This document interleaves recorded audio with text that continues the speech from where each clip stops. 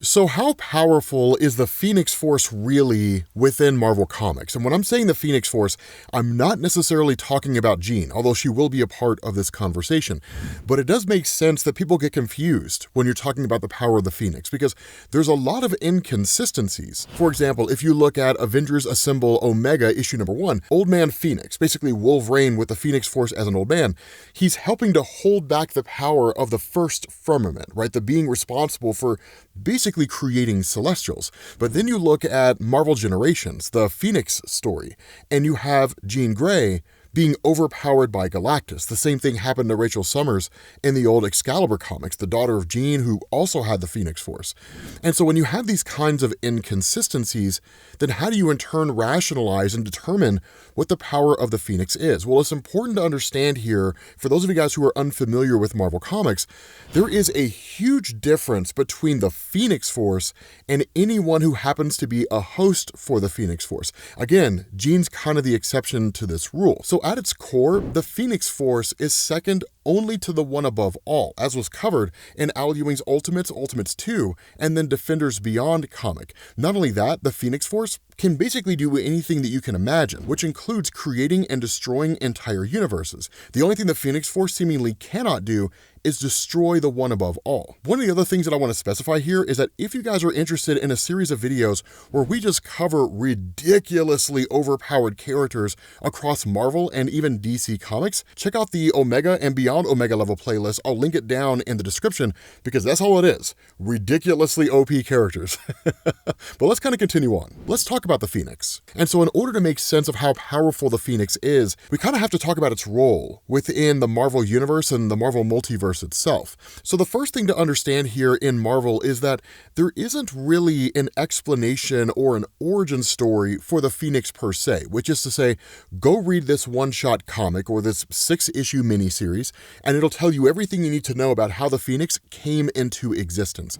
And in reality, in Marvel, the Phoenix Force wasn't really even supposed to exist in the first place. And I'll talk about what that means once we get to our bit of a discussion on its relationship to Jean and why she's more powerful than all the other hosts for the Phoenix Force. But focusing on the here and now, all you really get as far as these explanations go for the Phoenix's origin in Marvel are usually a series of offhanded statements that are made and are oftentimes left to interpretation. For example, during Stephanie Phillips' Phoenix, we're told that the Phoenix Force is the spark of creation, right? Different things like that. And we get some variation of that statement in various comics from Marvel. And so where a lot of people would take that statement to mean that the Phoenix is the spark of creation for all of existence, the problem with that is if you look at something like Al Ewing's Ultimates or Al Ewing's Defenders Beyond, which I oftentimes reference in these kinds of videos because it's the most complex chronology of the multiverse in Marvel Comics, there isn't really any reference to the Phoenix Force outside of the current iteration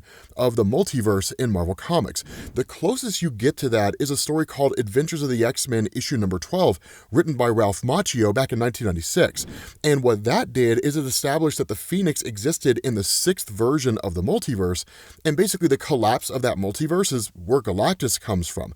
But the canonicity of that story is up for debate. A lot of people don't really consider it to be in canon. One, because it hasn't really been referenced, and two, a lot of new stories have come out that have provided backstories to the multiverse. Again, Al Ewing's Ultimates and Defenders Beyond, and that story's not really included as part of the equation. Even the retellings of the origin of Galactus do not include that information. So again, your mileage may vary on whether or not you actually think it matters. And so as much as it sucks, all we can really go with is just saying that at some point, the Phoenix came into existence. And the most reasonable interpretation to make is that the Phoenix came into existence between the end of the 6th multiverse and the beginning of the 7th, again, just due to a sheer lack of information explaining the Phoenix's existence before any of that.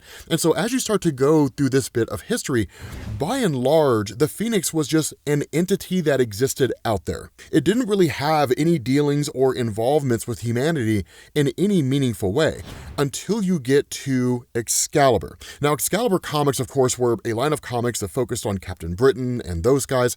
And one of the things that we learned in the old Excalibur comics was that at some point along the line, the Phoenix Force had encountered 3 beings: Pharaon, Necrom, and Merlin. Now, Necrom was the Sorcerer Supreme of an alternate reality in the same way that Doctor Strange is the Sorcerer Supreme of the main Marvel Universe.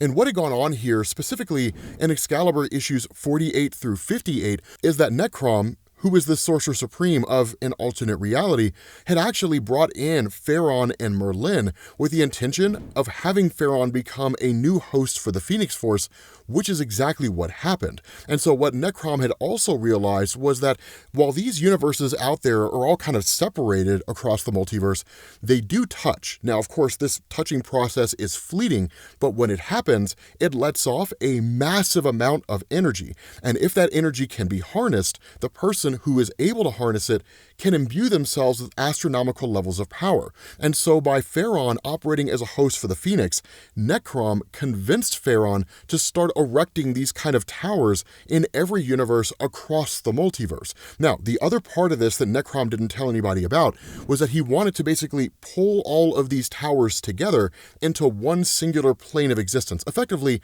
combining all universes into one universe, and then absorb all that power into himself and essentially make himself God. Of course, Necrom was ultimately defeated, he retreated into the multiverse, and that was Merlin's reason for creating the entire Captain Britain Corps in Marvel in the first place. But this is one of the first times that the Phoenix Force actually has any real involvement with any sentient beings that exist out there. Now, it is important to specify here that following this story within Marvel Comics, there have been a handful of stories that have been told where the Phoenix Force has found other hosts across the universe for one reason or another. For example, in Marvel Legacy and Jason Aaron's Avengers Assembled, we're actually introduced to a woman named Redhair who becomes a host for the Phoenix on Earth. She ultimately ends up falling in love with Odin, and the way that Jason Aaron told it, Odin and Phoenix had procreated to create Thor. Now, as you can imagine, given the historical mythos of Thor in Marvel Comics, fans were none too receptive to this. So Marvel ultimately undid it and just sent things back to the way they were and saying that Thor is the son of Odin and Gaia.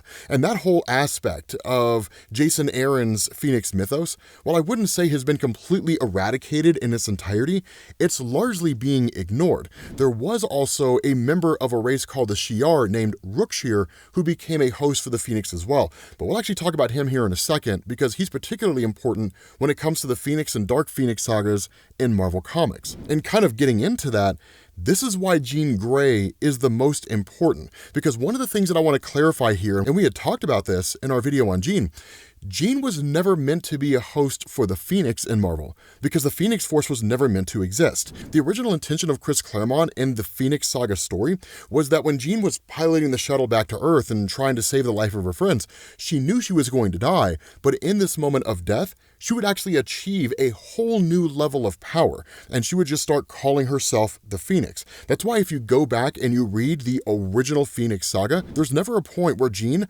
bonds to the Phoenix Force. That doesn't actually happen until Classic X-Men issue number 8.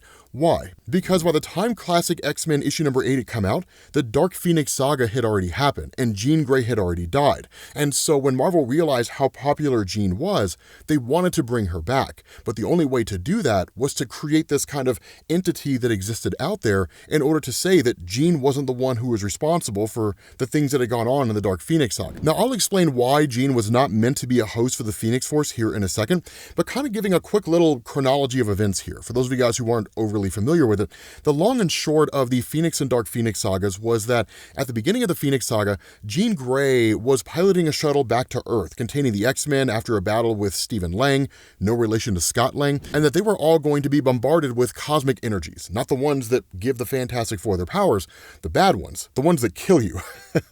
And so Jean, realizing that she was the only one who would be able to pilot the shuttle back and keep everybody else safe, ended up basically shutting down the minds of the X-Men and putting them in these kind of, protective pods, essentially. And that as she's piloting the shuttle back to Earth, knowing she's going to die, when the shuttle crash lands into the water, all the X-Men start popping out, wondering where Jean is, and she just emerges from the water and says, "I am Phoenix." Between the Phoenix Saga and the Dark Phoenix Saga, you get these series of successive stories where we're shown the kind of things that Jean can do, and they're fairly impressive. For example, she goes toe-to-toe with Firelord, who at that point was a host of Galactus, and this was back in a time when being a host for Galactus meant something, right? It meant that you were immensely powerful because Galactus himself was being depicted as being immensely powerful. It was small little moments like this, but then you go into the Dark Phoenix Saga, and that officially starts when Jason Wingard of the Hellfire Club, basically this organization trying to control the world behind the scenes,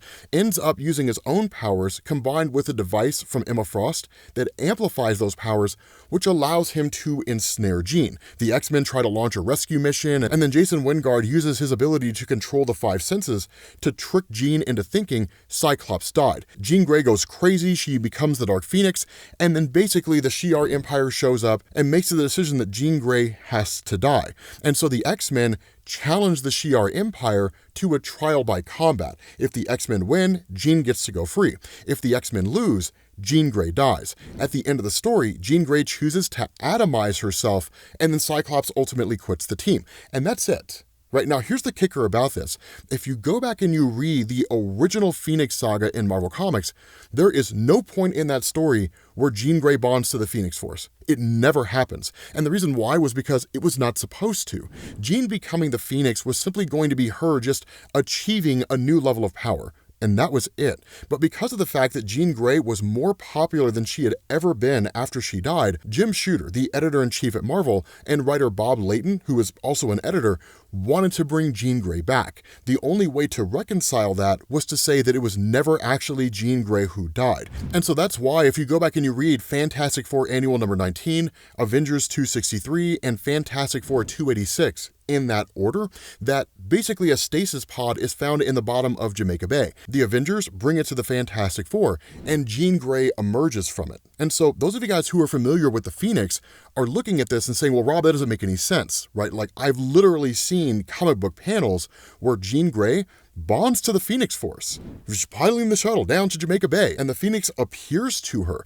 That happened in Classic X-Men issue number 8. And in fact, that was a comic book that came out after the events of the Dark Phoenix Saga. The purpose of the comic book was to basically add into the existing X-Men lore that Jean had bonded to the Phoenix. Not only that, in Classic X-Men issues number 39 through 43, which deal directly with the Dark Phoenix Saga, we end up learning that when the Phoenix Force had impersonated Jean and put the real Jean in the bottom of Jamaica Bay, and then gone on to destroy a whole star system and snuffed out billions of lives, that the Phoenix had gone insane because it had experienced human emotion for the very first time, specifically the dark side of human emotion. It's actually one of the things about X-Men the Animated Series that was awesome. They kind of carried that lore over directly from Marvel Comics. But this is when we kind of start moving away from Jean and focusing back on the Phoenix Force.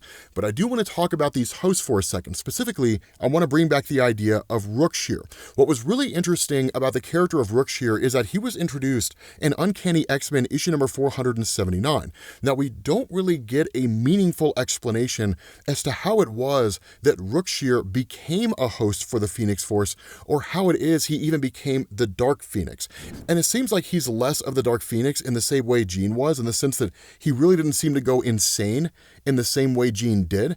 Instead, he just kind of used the powers of the Phoenix for villainous acts. But this was a comic that effectively served as a in-universe retcon explanation for how it was that the Shi'ar Empire knew to destroy Jean Grey as a host for the Phoenix during the original Dark Phoenix Saga. Because that's what they did with Rookshire. When he became the Dark Phoenix, the Shi'ar Empire killed him. And in fact, they formed the Imperial Guard for the sole purpose of dealing with him. But with that out of the way, right, I kind of want to focus back on what the Phoenix Force is and exactly what it does. Because if a lot of people's misconceptions of the Phoenix is that it and Jean are the same thing, and instead it's not, and it's a cosmic entity, what's its purpose? Well, one of the best explanations that we get from this is the story Here Comes Tomorrow by Grant Morrison. But even then, this story is not very explanatory, and it certainly doesn't give you a strong indicator of what the Phoenix Force can actually do. The closest explanation you get in here is that it says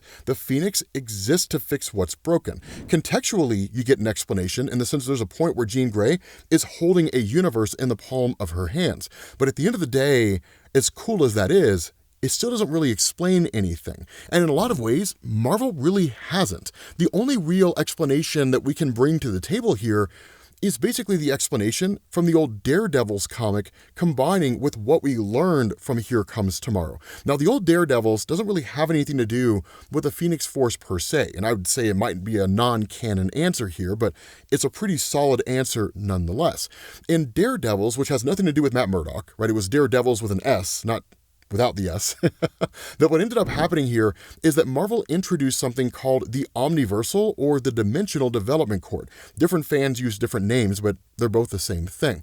The purpose of the Omniversal Development Cord was to monitor different universes and to make sure that every single universe essentially followed the same form and function, which is to say, every universe has an Avengers team, an X-Men team, a Fantastic Four team, and that while the rosters can change and the origin of those teams can change, that if for any reason a universe does not have one or more of those teams, that the Omniversal Court will initiate something called the push, meaning they'll jumpstart a situation that will set in motion a series of events leading to the formation of that team. Some villain will pop up that will lead to the Avengers forming, that they will jumpstart the human genome and basically start activating X genes across the world, or they'll inspire some circumstance where 4 astronauts go into space, they're hit with cosmic rays, and they become the Fantastic Four. The most notable instance of the Omniversal Development Court was, of course, the Crooked World, Mad Jim Jaspers. But the Omniversal Development Court has not been a thing for decades in Marvel Comics.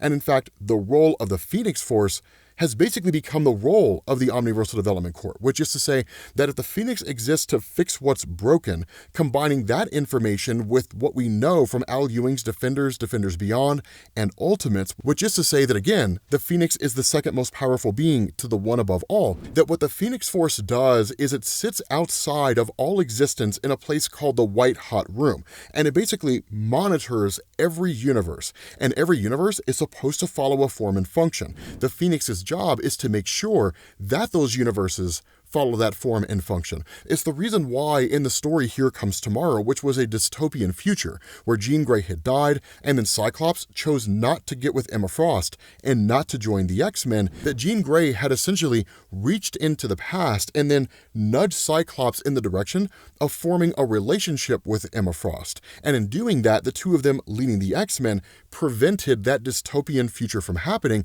where wars broke out and mutants were being eradicated and all kinds of crazy stuff was happening. And so that's kind of the kicker to it, right? The Phoenix Force being so astronomically powerful is not really an entity that you see in and of itself doing incredible things. But when Jean Grey harnesses the full totality of the Phoenix Force as the White Phoenix of the Crown, she can use the Phoenix Force's full powers. And there's no limit to what Jean Grey can do. While we haven't seen the full extent of everything that can be done when she's the White Phoenix of the Crown, because it's something that you see so infrequently, because of the fact that she has the ability to create and destroy universes, she can do pretty much anything else that you can possibly imagine. She can take powers away, she can give people powers, she can change people's powers, she can wipe people from existence, she can destroy cosmic entities on a universal level, and being second to only the one above all, can likely destroy cosmic entities on a multiversal level. We don't definitively know for sure. There have been instances where the Living Tribunal has acknowledged the existence of the Phoenix Force, but we've never actually seen instances where the Phoenix Force and the Living Tribunal have gone to war with one another. So we don't really know between the two of them which one would come out on top.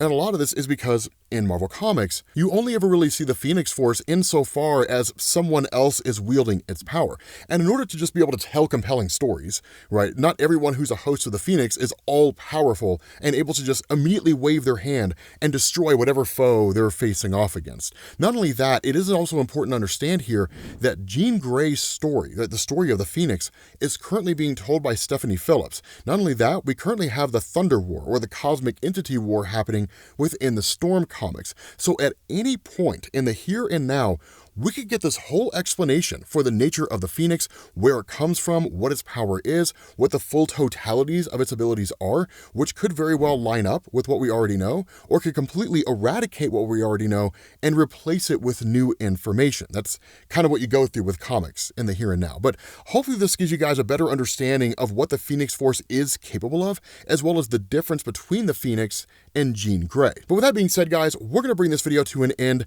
Thank you all for watching, and I will catch you all later. Peace.